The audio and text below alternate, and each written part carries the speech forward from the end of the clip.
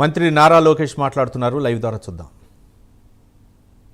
లొకేషన్స్లో అంటే హోటల్స్ కానివ్వండి, లేదంటే వేరే పట్టణాల్లో కానీ 12 లొకేషన్స్లో వాళ్ళు ఉన్నారు.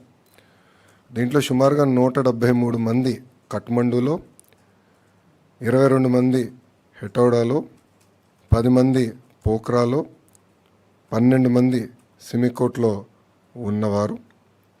ఇది మేము టైం టు టైం మానిటర్ చేస్తున్నాం. దాంట్లో సుమారుగా 118 మంది మహిళలు ఉన్నారు, 98 మంది మగవాళ్ళు ఉన్నారు. అటు ఏపీ భవన్ కానివ్వండి, ఇక్కడ ఆంధ్ర రాష్ట్రంలో ఉన్న కమాండ్ సెంటర్ కానివ్వండి, మేము టైం టు టైం అటు ఎంబసీతో అదేవిధంగా ఇతర అధికారులతో మాట్లాడటం జరిగింది.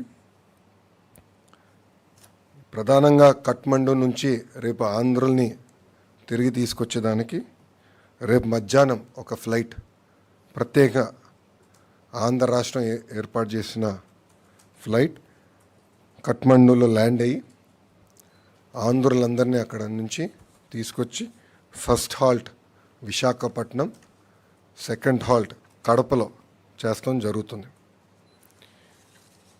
ఇక్కడ కానీ ఒకసారి చూస్తే కఠ్మండూతో పాటు సిమికోట్లో ఉన్న 12 మంది వాళ్ళని ఇప్పుడు నేపాల్గంజ్ ఎయిర్పోర్ట్ అంటే యూపీ బార్డర్ పక్కన ఉన్న ఎయిర్పోర్ట్కి వాళ్ళని రేపు పొద్దున తరలిస్తాం జరుగుతుంది.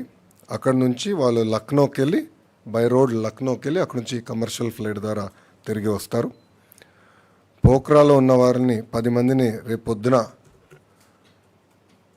ప్రత్యేక విమానం ద్వారా కఠ్మండూకి తీసుకొస్తాం.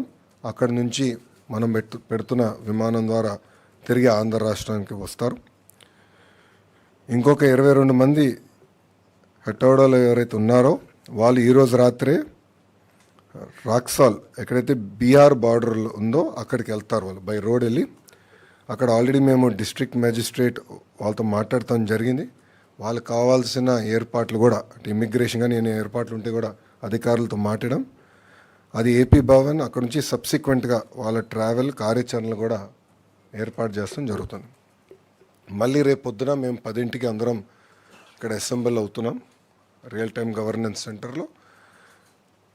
రేపు 10 నుంచి కంటిన్యూస్గా మానిటర్ చేసి ప్రతి ఆంధ్రుడు తిరిగి వచ్చే వరకు మేము అందరం పనిచేస్తాం. కేవలం విశాఖపట్నానికి కడపకే కాదు, ప్రభుత్వం వాళ్ళ ఇంట్లో దించే బాధ్యత తీసుకుంటాం.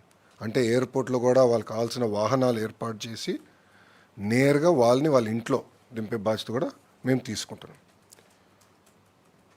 సో ఈరోజు ఆంధ్ర రాష్ట్ర ప్రభుత్వం చాలా సీరియస్గా తీసుకుని ఆంధ్రుల్ని తిరిగి తీసుకొస్తాం జరుగుతుంది.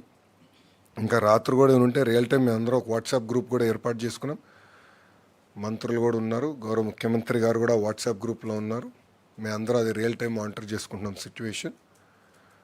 ప్రతి 2 గంటలు ఒకసారి కూడా మేము గౌరవ ముఖ్యమంత్రి గారికి సిచ్యువేషన్ ఏంటి, గ్రౌండ్ పరిస్థితి ఏంటో తెలియజేస్తాం జరుగుతుంది.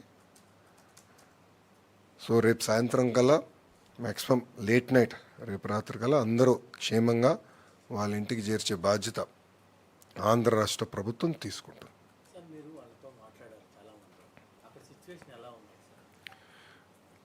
పొద్దున కొంచెం టెన్షన్గా ఉన్నారు అందరూ ఫస్ట్ రౌండ్ మాట్లాడినప్పుడు. సెకండ్ రౌండ్ మాట్లాడగల కొంచెం శాంతియుతమైన వాతావరణం నెలకొంది.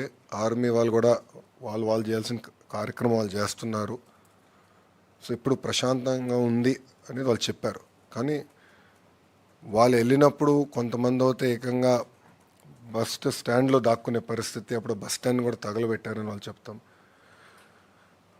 ఒకరైతే ఏకంగా రోడ్డు పైన ఉన్న పరిస్థితి మొత్తం మాకు చూపించారు.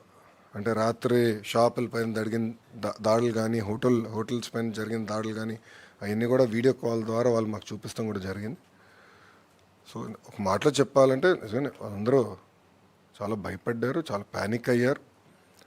ఒక పక్కన వాతావరణం కొంచెం కామ్ అవుతాం, రెండోది ఆంధ్ర రాష్ట్రం నుంచి మేము అంటే 12 గ్రూప్స్ ఉన్నాయి కనుక 12 మందితో మాట్లాడి